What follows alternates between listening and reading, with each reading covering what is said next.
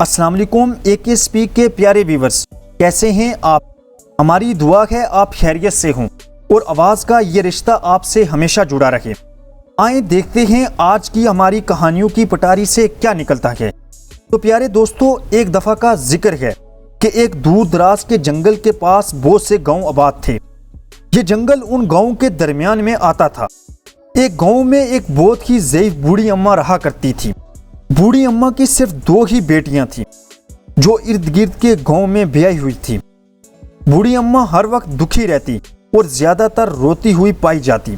गांव के लोग तो वैसे भी दुख सुख में एक दूसरे का साथ नहीं छोड़ते, तो कभी एक दो कभी दूसरी हमसाई बूढ़ी अम्मा के पास आ बैठती और उसका मन बहलाने की कोशिश करती, पर बूढ़ी अम्मा का गम ना जाता।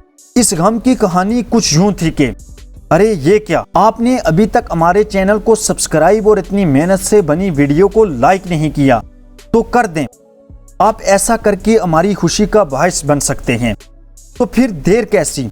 तो दोस्तों, कहानी ये गम कुछ यूं थी कि बूढ़ी अम्मा की एक बेटी की शादी मिट्टी के बर्तन बनाने वाले से हुई थी, तो दूसरी की एक बागबान से।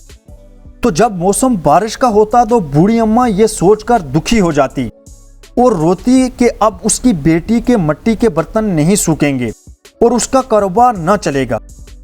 और जब मौसम खूब साफ और धूप वाला चमकदार होता तो बूढ़ी अम्मा ये सोचकर रोती कि अब मेरी बेटी के बाग के सारे पौधे पानी की कमी और गर्मी से सूख जाएंगे, तो वो खाएगी क्या और कमाएंगे कैसे। अलगर्ज मौसम जैसा भी होता, बूढ़ी अम्मा का ध्यान एक बेटी पर होता। वो हर वक्त रोती रहती। अब तो उसका नाम भी रोने वाली बूढ़ी अम्मा पड़ गया था। एक दिन गांव में एक बहुत ही नेक बुजुर्ग आए। लोग बारी बारी उनके पास जाते और दुआ लेते। बूढ़ी अम्मा भी चल पड़ी। नेक दिल बुजुर्ग के सामने जाते ही अम्मा का रोना शुरू हो गया। सारी कहानी सुनने के बाद वो कहने लगे, प्यारी अम्मा, आप ना मौसम बदल सकती हैं और ना हालात आपके हाथ में हैं, तो आप दोनों मौसमों में उलट सोचा करें। बूढ़ी अम्मा बोली, वो कैसे। तो बूढ़ा मुस्कुरा कर कहने लगा, जब बारिश का मौसम हो तो बागबान की बीवी का सोचकर शुक्र अदा किया करें कि अब उसका बाग खूब हरा भरा होगा और वो खूब फल और पौधे बेचकर धूप के दिनों के लिए राशन जमा कर सकेगी।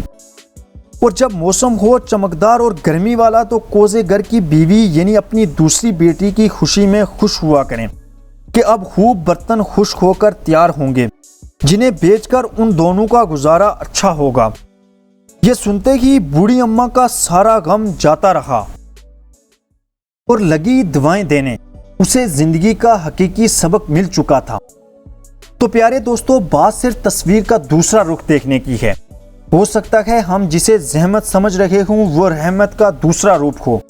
जैसे ही हम जिंदगी का ये रुख देखना शुरू करेंगे, हमारी जिंदगियां नाशुक्री के अंधेरों से निकल जाएंगी और हम शुक्रगुजारी की ऐसी खूबसूरत जन्नत का हिस्सा होंगे जहां कुछ भी हो हमारी उम्मीदें और अच्छी सोच न बदलेगी। बूढ़ी अम्मा ने सिर्फ सोच बदली और उसकी जिंदगी खुशियों से भर गई। तो फिर क्या ख्याल है, आए हम भी सोच बदलते हैं और निकलते हैं नई राहों को। कमेंट सेक्शन में ये ज़रूर बताइएगा आपको ये हमारी कहानी कैसी लगी। आखिर तक हमारा साथ देने का बहुत शुक्रिया।